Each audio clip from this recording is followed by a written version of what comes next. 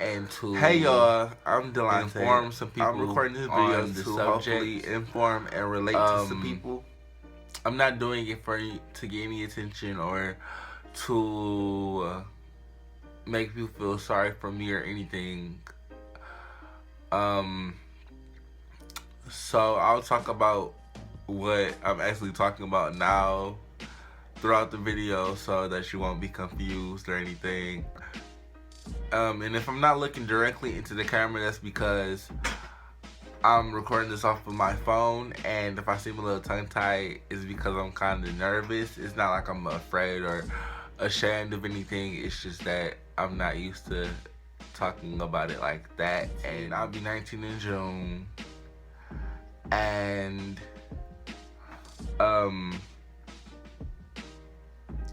when my mother was pregnant with me, she had chronic asthma. Well, she still has it, but it was really bad. So she had difficulties throughout her pregnancy. And when I was born, I had a lack of oxygen to the part of my brain that controls my legs. That was not noticed until I was about 9 months, because usually babies start sitting up and crawling and everything like that. I wasn't doing any of that. I had to be picked up and carried around all the time. So when I was about like 9 months, my grandmother took me to the doctor at Sinai Grace Hospital, and they recommended me to go into Children's. So she took me to Children's, and that's where they diagnosed me with cerebral palsy.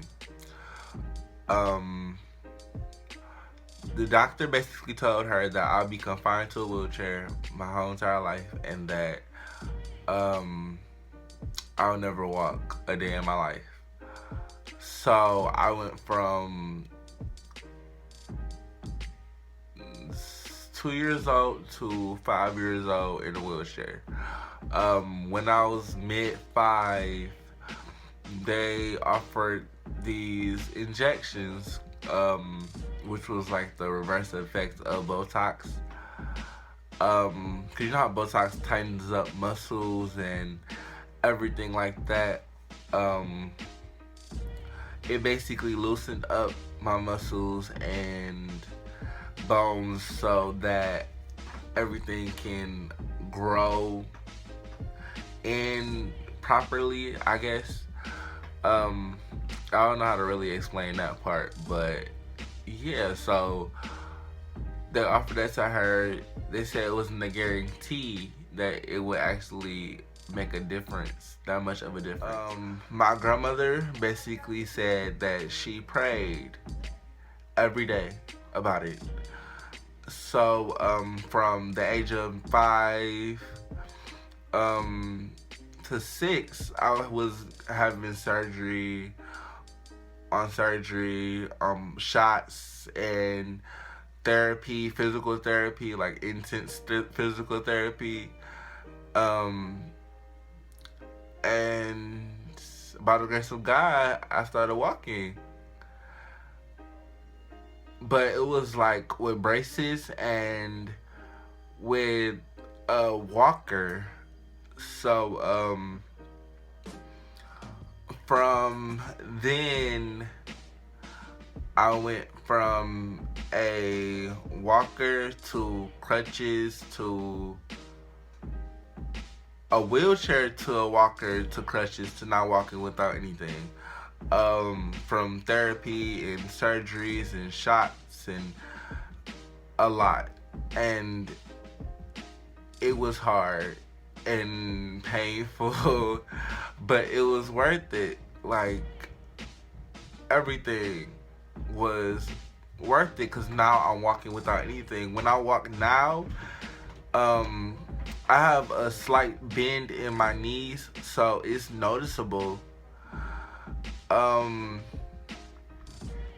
And growing up, going from that, it was hard, because children are mean. Like, you know how many times I've been called crippled or they thought something was wrong with me mentally just because something was different about my legs? I'm not even gonna say wrong because nothing was ever wrong with me. Just because I was different. And I used to feel so ugly. And I used to care about what everybody said about me. Like everyone. And I used to let it get to me. And I had to realize that God put you on this earth for something and something great. So use that as your main motivator. If people are trying to bring you down, don't let them. Because at the end of the day, they're worried about themselves. They're not worried about you. And if they are worried about you, then their life must be sorry. I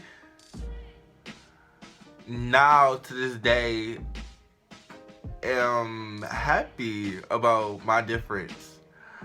And sometimes I have to wear braces to sleep because I can't wear them walking wise, because once I put my leg in this, my knee is like locked. The only part that's not is my ankles.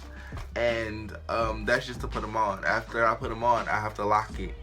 It's basically stretching my leg in this. So to make my leg straight, like fully straight, instead of having surgery. I could have surgery to change this, but it's like intensive therapy, a long recovery, and it's just a lot. So for me being happy and used to me being different now, growing up and maturing about it rather than feeling ugly or like a burden or different in a bad way, I'm not having the surgery. I'm not changing anything about myself. I love myself too much for that. And these are to strengthen my legs and to help me walk straighter, but it's slowly getting there. And my legs will be straight one day, or if they're not, I'm happy. Like I embrace my difference. And I'm happy that I'm different. I'm happy that I'm not ordinary, or that God gave me a difference. Because before I used to think that was some kind of punishment or a problem. And even now, for me being 18, about to be 19, I still hear people talking about it rather than asking me what is actually wrong. Not wrong, but asking me, how did this happen? People come with their own assumptions about what has happened. Like, I've heard that people thought I got shot before in my legs or something, that I got hit by a car, that it was my legs came out first, like a lot, and without somebody actually asking me how did this come to be. And like now, I want to go into modeling, and before I would never really think about it, and I did think about it when I was younger, but I didn't think that I was cute enough to do it, or that people would actually accept me for me being different. I thought I have to be a certain height, a certain shape, a certain tone, a certain just straighter legs, normal as people would say. But no, I don't. I can be different. I embrace my difference, and hopefully one day I will end up doing, not hopefully, I will end up doing something great and showing and showing and doing everything that I'm set to do, or that I say I will do.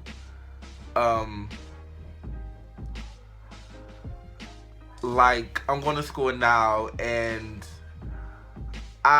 when I was younger, I know sometimes I'm like switching back and forth. I'm sorry if you're not catching on or following along. But when I was younger, around middle school, I will never forget this. I was asked by a teacher, like, what did I want to be in life? And I said, I would like to be a surgeon, a heart surgeon.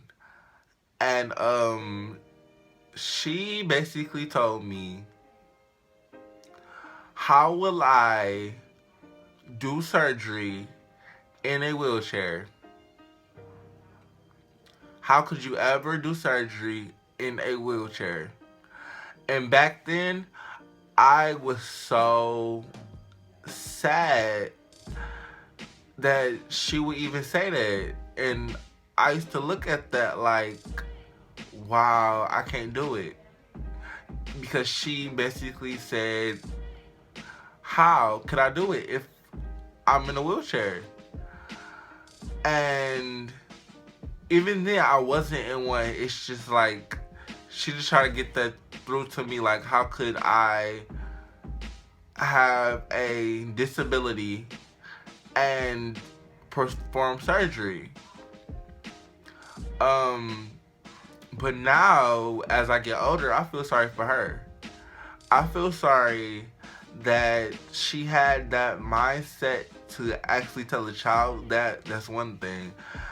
And I understand that it probably wasn't meant like that. It was probably, probably trying to tell me like I should search and dig a little deeper and find another profession, but that's basically what I wanted to do. And even now, I want to go into the medical field. I want to become a pediatrician, and that's what I plan on becoming in life. So you should love yourself the way you are.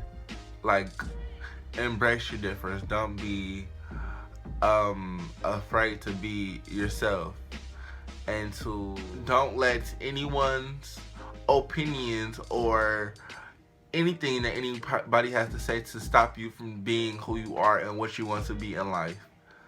Embrace your difference. Don't be frightened by it. Because you were put on this earth for something great. Not only, you don't have to have a disability or anything truly physically visible to be different. People have different mindsets, different heights, anything. So you shouldn't let that stop you from doing anything. If that's what you're good at and that's what you want to be, if that's what your heart is set on, do it. And don't let anybody stop you from doing it. Don't let any words stop you from doing it. They can't physically stop you. And don't let anybody tell you any different than what you are. Don't let anybody make you feel down. Anything bad about yourself just because you're different.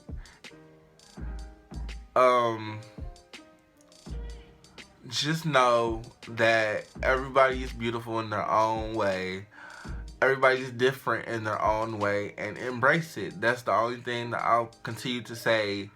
Embrace it. And I've been saying this the whole entire video. Embrace it. Don't be frightened by it. Only you can be you. And hopefully someone will learn to come up to you to meet your standards. You don't have to meet anybody's standards. So, yeah. Again, I'm Delonte Cobb. I have cerebral palsy, and I love it.